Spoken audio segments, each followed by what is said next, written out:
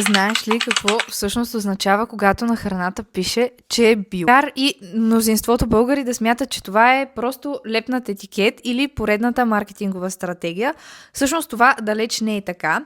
Био е гаранция. Това значи, че храната е произведена без ГМО, без химически пестициди и с повече грижа за почвата и животните. Като тук за пример можем да вземем една ябълка.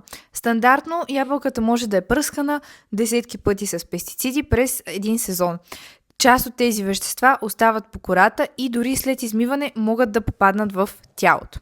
Докато биоябълката е отгледана без такива химикали и резултатът е плод с по-изчистен произход и по-естествен вкус.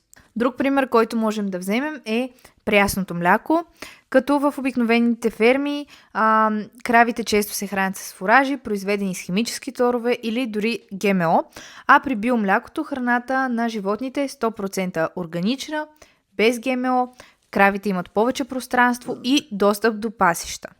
Като това прави млякото по-чисто и по-близо до естественото, затова и все повече хора всъщност избират биопродукти.